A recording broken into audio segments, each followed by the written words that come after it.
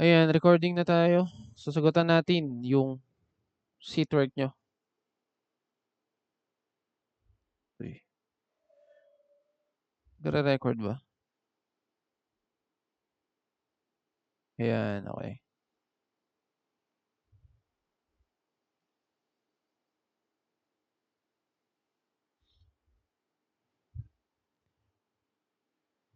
Sige, si set A ang sagutan natin. Kasi same lang naman yung questions dyan. Set A and set B. Tara, delivery truck costing 1,200,000 was acquired on July 1. It has a 10-year life and 200 salvage value. The depreciation expense for the current year is, so ang tinatanong dito, depreciation expense. So kailangan mo gawin dito yung cost, 1,200,000 minus mo yung salvage value na 200,000 divided by the useful life na 10 years para makuha mo yung annual depreciation. So 1,200,000 minus 200, so 1,000,000 divided by 10, 100,000 per year. Kaso July 1 yan. So ilang months yung tatakbo para umabot siya ng December 31. So July, August, September, October, November, December. So 6 months, no? So times 6 over 12, this is 50,000, letter D. Okay, number 2. Office equipment was purchased on January 1 for 150,000. 5-year life, 30,000 residual value. What is the correct adjusting entry? So, ang pinapahanap, adjusting entry. Eh, alam mo, kapag depreciation, debit, depreciation expense, credit, accumulated depreciation. So, alisin mo na yung letter A kasi ang naka-credit dyan ay office equipment. Okay? Alisin mo na rin yung D, no? Kasi mali yung entry niya, debit office equipment, credit depreciation expense. So, mali agad. So, dito ko na lang mamimili sa B and C. So, parehas naman debit depreciation expense, credit accumulated depreciation. Magkaiba lang sila sa amount. So, kailangan mo hanapin magkano yung expense for the year. So, gawin mo ulit. 150,000 yung cost minus residual value na 30,000 divided by useful life na 5 years. So, 150 minus 30, 120 divided by 5, 24,000. 24,000 yung annual depreciation and binili siya January 1. So, buong taon tumakbo yung equipment na yan. Kasi nga, December 31 yung year end. So, from January 1 to December 31, 1 year yan. So, ito, yung depreciation mo, 24,000. So, tamang sagot dito, letter B. Number 2, letter B. Okay, number 3. Machinery acquired on October 1 for 600,000, 5-year life, 60K residual value. The depreciation for the current year is, so ang hinahanap, depreciation for the current year. So mabait yung problem, binigay na yung 3 months. Okay? So October, November, December, kaya 3 months siya. So the depreciation for the current year is, so compute natin, 600 ang cost, minus 60 residual value, divided by 5 years. So 600 minus 60 is 540 divided by 5 years. So 108 ang annual depreciation. Pero nagamit mo lang siya for 3 months. So times 3 over 12. So 27,000 ang iyong depreciation for the current year. So letter C. Okay? Sige, number 4. Store fixtures worth 80,000. Ayan, kumuha pala kayo ng papel, no, para matry nyo rin to on your own. Papel at ballpen at calcu. Para hindi na kayo mamali sa susunod. Okay, store fixtures worth 80,000 were bought on January 1. So, bumili siya January 1. 8-year life, walang residual value, 80,000 yung cost. What is the book value of the fixtures after the first year? So, ibig sabihin, tatakbo yung isang buong taon, made-depreciate siya ng isang buong taon, magiging magkano na lang yung book value ng fixtures. Okay? So, ang gagawin mo dyan, yung book value, 80,000 minus the accumulated depreciation. So, kailangan mo hanapin magiging magkano yung accumulated depreciation. So, hanapin natin yung accumulated depreciation. Okay? Pero, kailan ba binili to? January 1. So, ibig sabihin, isang buong taon lang, no? Isang buong taon lang magagamit yung store fixtures at yun yung kukumputan mo ng book value. Okay? So, yung accumulated depreciation na to for 1 year lang. So, madali lang to. So, normal na pag-compute lang ng depreciation expense. So, 80,000 minus residual value. Sa case natin, walang residual value. Divided by 8 years. So, ang annual depreciation ay 10,000. Okay? So, ito yung depreciation expense for the year. So, ang entry mo dyan, di ba? Depreciation expense, debit. Depreciation expense, 10,000. Credit, accumulated depreciation, 10,000. So, sabi nga natin, real account ang accumulated depreciation. So, sa susunod na taon, pag nag-depreciate ka ulit, madadagdag yan doon sa accumulated depreciation account. Okay? Kaya nga accumulated eh. Now, ang tinatanong lang sa number 4, magkano yung magiging book value after the first year? So, ibig sabihin, yung laman ng accumulated depreciation mo, isang taon lang. Okay? So, yung 10,000 lang yung laman ng accumulated depreciation mo. So, ang ibabawas mo sa 80,000 ay 10,000 lang. And ang magiging book value after the first year ay 70,000. Letter B. Ba't ba yung bullet yung nabibilugan ko? Letter B. Ngayon, pag tinanong ka, magkano yung magiging book value after the second year? For example, for the second year yung tanong dyan. E di yung 80,000, ibawas mo yung accumulated depreciation for 2 years. No? Every year, 10,000, di ba? So, kapag 2 years na depreciate, magiging 10,000 times 2. So, magiging 20,000 yung ibabawas mo na accumulated depreciation and magiging 60,000 yung book value mo after 2 years. Okay? Yan. So, pabawas ng pabawas, no? Yung book value, no?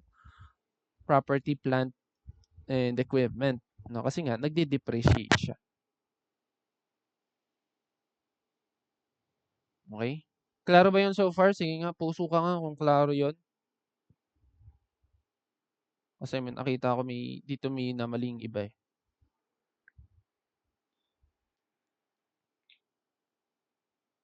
Walang pumupuso.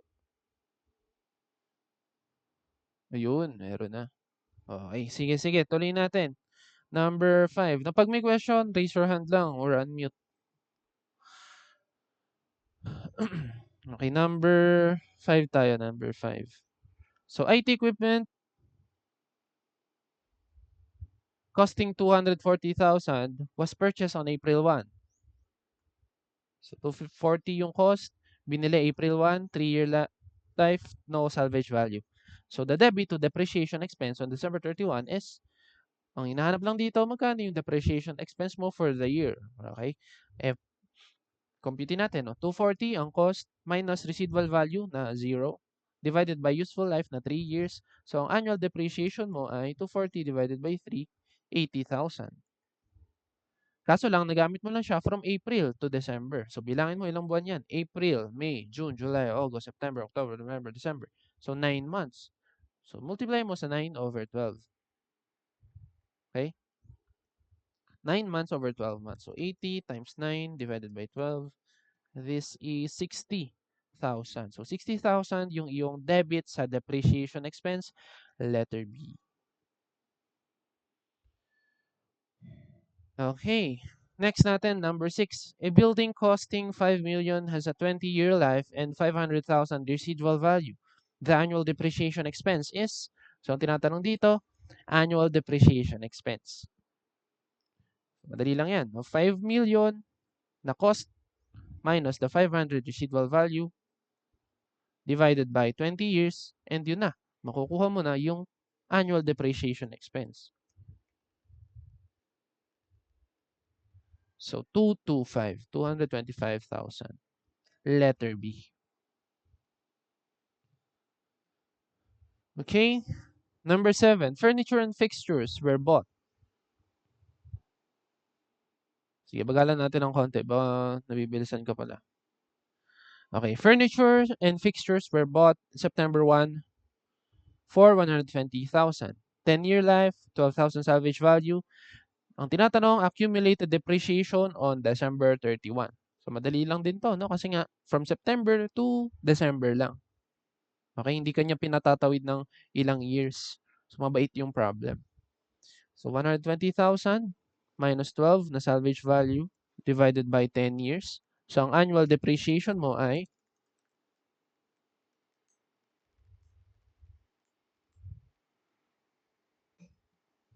10,800.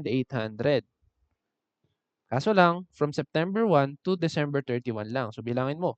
September, October, November, December. 4 months. So, times 4 over 12. So, magiging depreciation expense mo ay 4 over 12. 3,600. So, yung depreciation expense mo, yun din yung accumulated depreciation mo, no? Kasi, 1 year, for 1 year pa lang naman. Actually, 3 months nga lang eh. So, letter C. 3,600. Okay? Yan.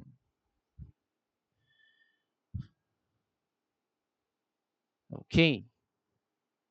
Sige, number 8. Service vehicle costing 900,000. 100,000 residual value, 5-year life, was acquired January 1. What is the monthly depreciation rate? So, kakaiba to, tinanong ka ng monthly depreciation rate. So, yung annual depreciation na makukuha mo, divide mo lang sa number of months in a year. So, 12. So, annual depreciation divided by 12. Ganun kasimple. 900,000 na cost minus residual value, 100,000. Divided by 5 years. So, ito ay 900 minus 100 divided by 5. 160,000. Kaya lang monthly yung pinapahanap. So, yung annual divide mo sa 12.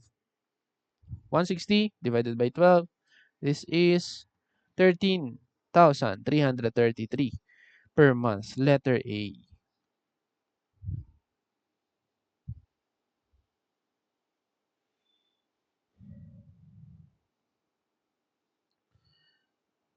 Okay. Number 9. So, interrupt nyo lang ako pag may question. Pag wala, tutuloy-tuloy lang tayo.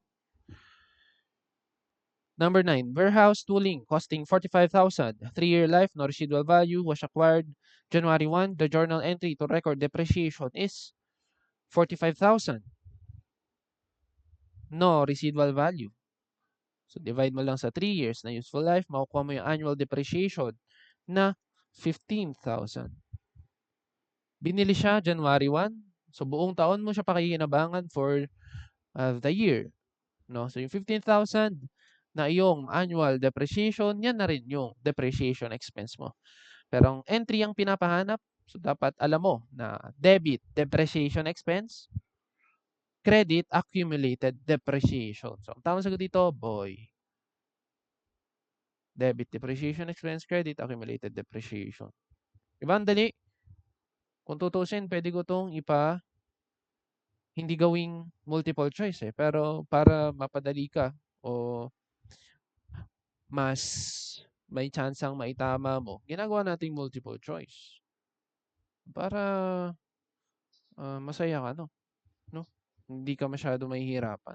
Hindi ka na magsusulat masyado. Ayun nga lang, yung iba siguro, nakakampante sa multiple choice, hindi na nagre-review. Ayun lang. Okay, ano naman daw? Last number na for depreciation. Okay. Number 10. A computer server was bought January 1 for 350,000. 4-year life, 50 salvage value. Annual depreciation can be expressed as, so ito, ganun lang din, 350 minus 50,000 na salvage value divided by 4 years. So, 300 divided by 4. So, ito ay 75. 75,000.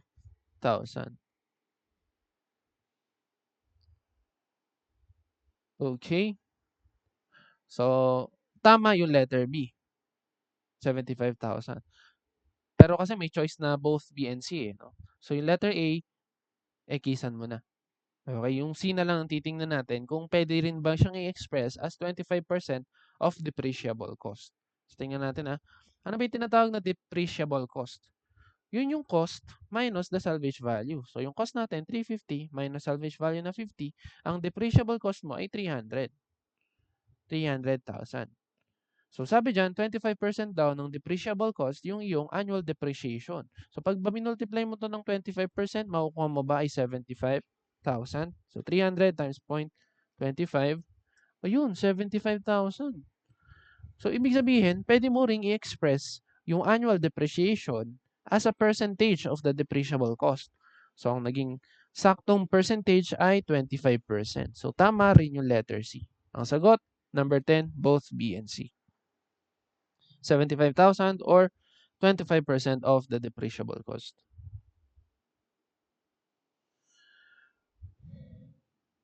Yan. For the depreciation. So, tingnan nga natin dito anong mga items yan. Number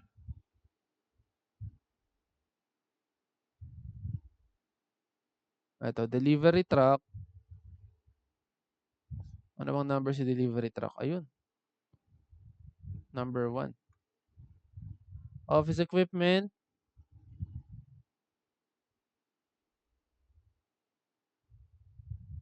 Nalipat lang pala sa baba, no? Nasaan na yung mga yan?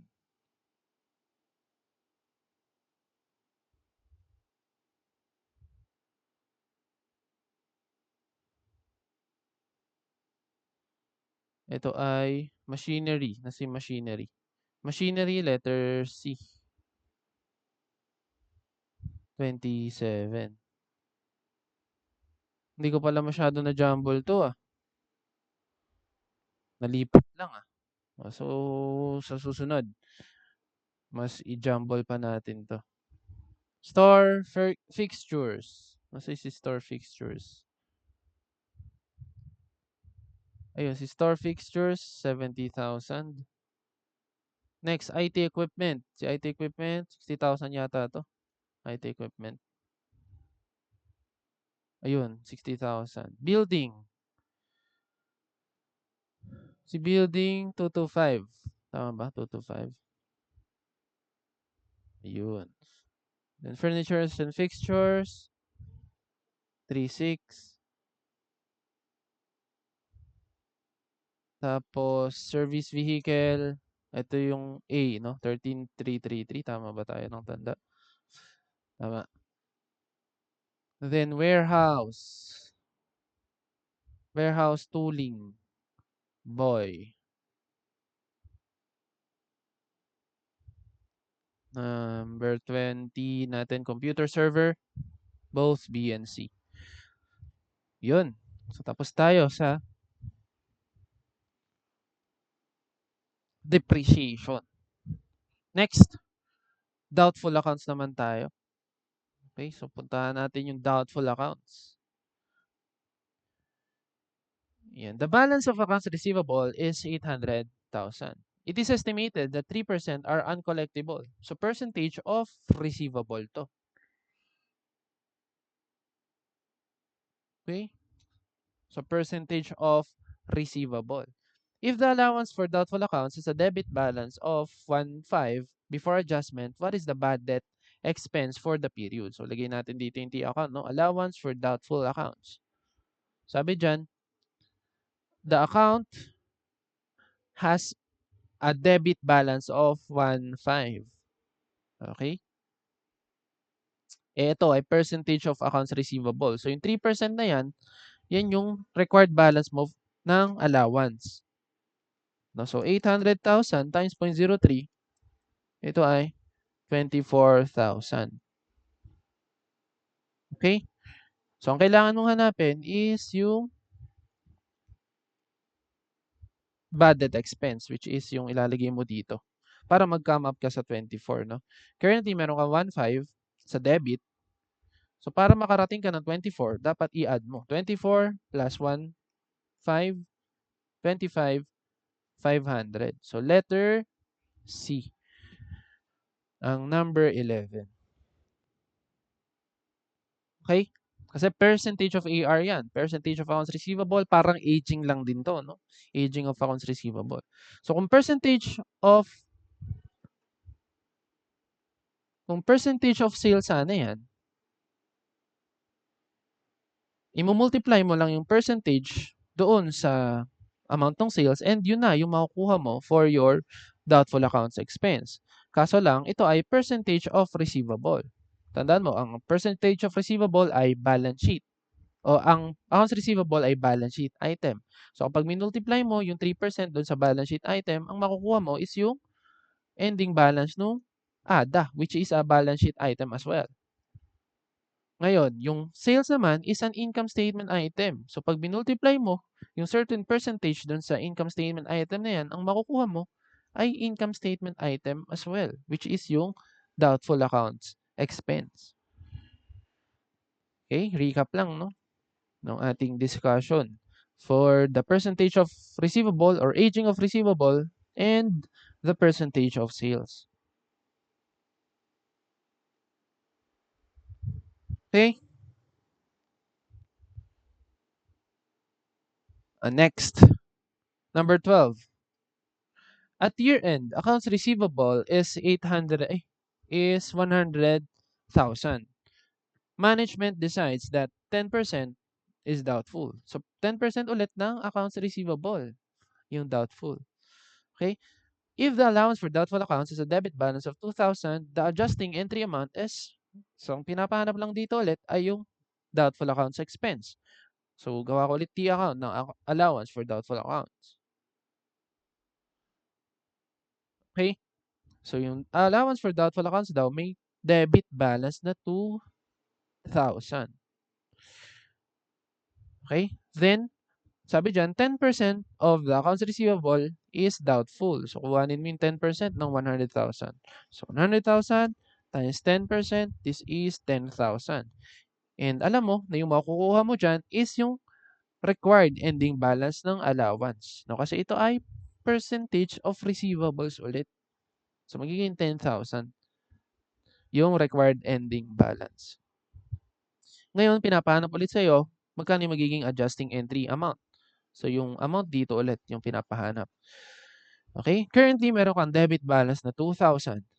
Para makarating ka sa 10,000 na required ending balance, kailangan mong mag-credit ng 12,000. Okay? So, 10,000 plus 2,000, 12,000. Letter C.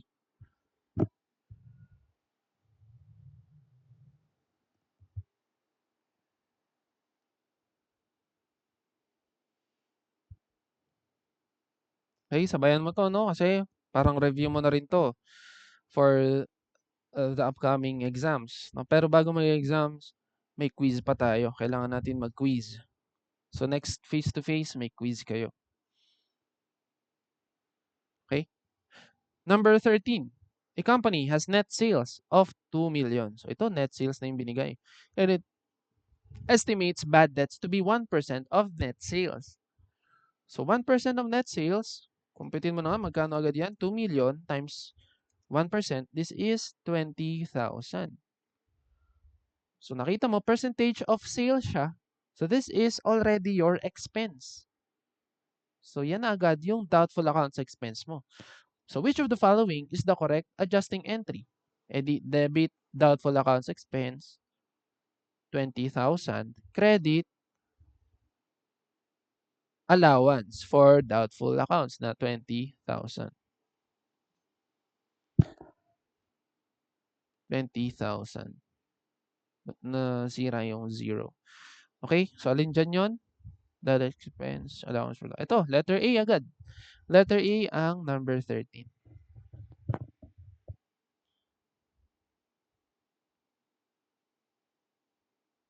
Okay. Wala, yung number 14 natakpan ng annotations. Pero kaya pa naman basahin. No? Number 14, accounts receivable is 300,000. The estimate for uncollectible accounts is 5%. So ito ay percentage of receivables ulit. So yung makukuha mo ay ending balance ulit ng ADA mo. So gumawa ka na ulit ng T account ng allowance for doubtful accounts. Then computein mo agad 300,000 times 5%. 300 times 0.05, this is 15,000. Then, yung allowance for doubtful accounts mo daw has a credit balance of 2,000. So, credit balance na siya, 2,000. Yan ang pinapahanap mo, required adjustments. So, dito yon. Kung meron ka ng current na credit balance na 2,000 and kailangan mo makarating sa 15,000, kailangan mong magdagdag ng 13,000. Letter C. Okay. Letter C. Ang number 14. Nalakpan kasi.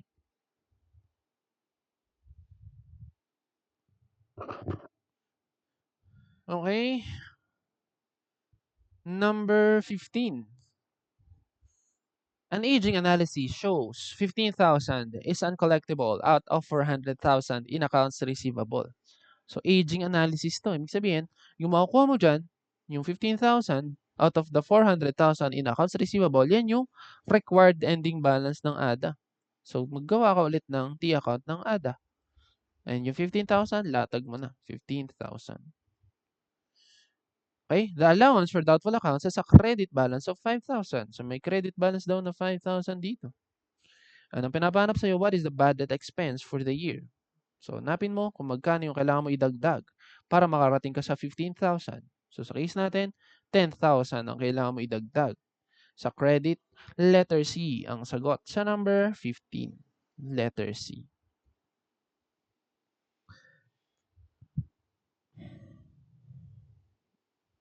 Okay.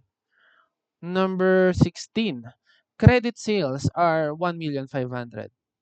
Bad debt is estimated at 1.5% of credit sales. Uy, percentage of sales ulit to. So, kung percentage of sales, alam mo na bad debt expense agad yung mako-compute mo. Okay? So, pag minultiply mo yung credit sales na 1.5 sa estimated na 1.5% na credit sales na doubtful, no? So, 1.5 times 1.5%. So, ito ay 22,500. Yan na agad yung doubtful accounts expense mo. No? Wala ka nang pake doon sa allowance for doubtful accounts na credit balance na yan. No? Sa pag-compute ng bad debt expense, di mo na kailangan tingnan yan. Ito na agad, 22,500. Okay, ngayon, paano pag tinanong ka? After the adjustment, how much is in the balance of the allowance account? So, pag tinanong ka, after adjustment, magkano ng laman ng allowance for doubtful accounts mo? Eh di, gawa ka ulit ng T accounts ng ADA. Tapos, currently, meron daw siyang 1,000 na credit balance. So, meron siyang 1,000 dyan. Tapos, nagdagdag ka ng 22,500. So, lagay mo ulit dito, 22,500. Then, makocompute mo yung balance ng ADA na magiging 23,500. Okay? So, pag tinanong ka lang naman. Pero sa case natin, hindi ka naman tinanong. So, mahalaga, alam mo kung paano siya computein. Pag tinanong ka, how much will be the ending balance of your ADA after the adjustment? So, in 22.5, i-add mo dun sa current and credit balance ni ADA. Yan. Number 17. Accounts receivable is 500,000 and 2% are estimated to be uncollectible. So, 2% ng receivable. So, this is percentage of receivables ulit. So, kapag percentage of receivable, required ending balance ni ADA yung makukuha mo dyan. So, 500,000 times 0.02 o 2%. This is 10,000, no? So, 10,000. Next, the allowance for doubtful accounts has a zero balance. So, wala pala siyang balance, no? 0-0 siya. Okay? So, ang bad debt expense mo would be, edi 10,000 Okay, kasi 10,000 para makarating ka diyan, wala kang beginning balance, kailangan mo magdagdag ng 10,000. So, 10,000 ang iyong bad debt expense. Yun. Number 18 pala. Number 18. Accounts receivable is 1,200,000. A flat rate of 4% is used for doubtful accounts. So, percentage of receivables ulit to. So, computein mo na nga, 1,200,000 times 0.04, 48,000 ang iyong nakuha, no? Which is the required ending balance ng allowance account, no? 48,000. So, dito na nga natin lagay.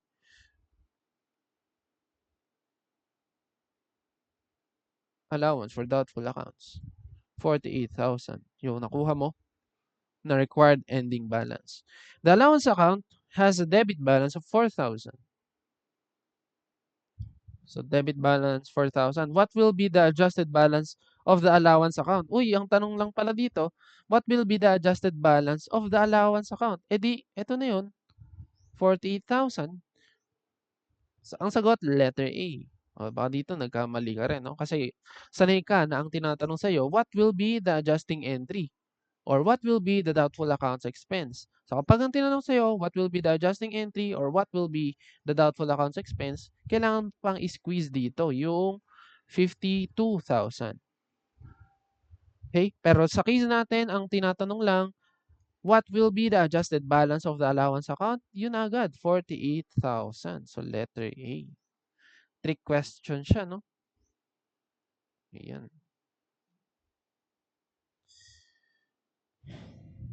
Number 19. Accounts receivable is 250,000. The required allowance is 6%. If the allowance for doubtful account has a credit balance of 10,000, the adjustment should be. So, gawa ulit ng T account. Dapat mabilis ka nang gumawa ng T account, no? Para konti lang yung time nakakainin pagka ikaw ay nagsosolve. So, accounts receivable, 250,000, 6% ang required allowance. So, 250 times 0.06, this is 15,000. Currently, meron siyang credit balance na 10,000 daw. So, ang kailangan niya na lang para makarating siya sa 15,000 ay additional 5,000. So, magde-debit siya ng doubtful accounts expense, 5K. Credit, allowance for doubtful accounts, 5K. So, hanapin mo dito kung ano yung adjustment na pasok dyan. Credit to ADA. Credit to ADA, 5K. Ayun. Letter B.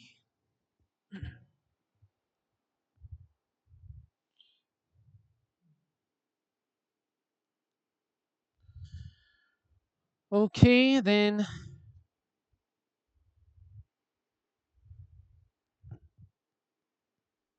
last number 20. Accounts receivable is 600,000. The company estimates 2.5% is uncollectible. Allowance for doubtful accounts has a credit balance of 12,000. So, ada mo daw merong credit balance of 12,000, then binigyan ka ng 600,000 dito na AR. Tapos binigyan ka ng percentage. And again, kapag AR yung binigay, tapos binigyan ka ng percentage, ang makukuha mo ay yung required allowance sa ADA. Okay? So, 600,000 times 0.025. So, this is 15,000. Yun yung required ending balance. And kung meron ka ng 12,000, para makarating ka sa 15,000, kailangan mo na lang ng 3,000 na addition sa iyong allowance account. Letter B ang number 20. Yun. Tapos na. For the adjusting entries for doubtful accounts. Ayun. Pero lagay natin doon sa kabilang set, no? Kasi, syempre, same lang yung questions, na-rumble lang. So, number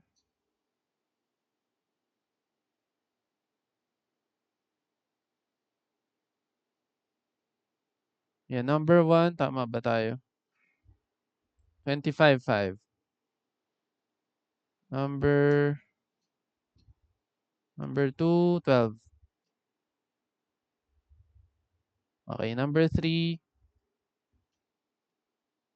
A. Number 4, 13,000. Number 4 is, ayun, 13,000. Number 5, 10,000 to eh. Yun. Number 6, 22,500. Number 7, 7 is, ano ba to? 10K? O kasi zero balance. 10K, o yun. Number 8, 48. Number 9, 5. Number 10,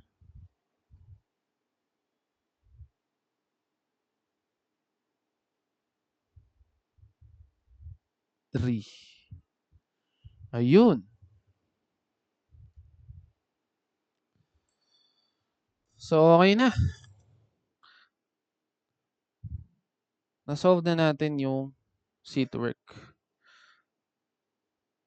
Yan, may question ba dito? May mga hindi ba na-gets? Unmute lang or raise your hand para matanong nyo na sa akin bago kayo mag-quiz next meeting.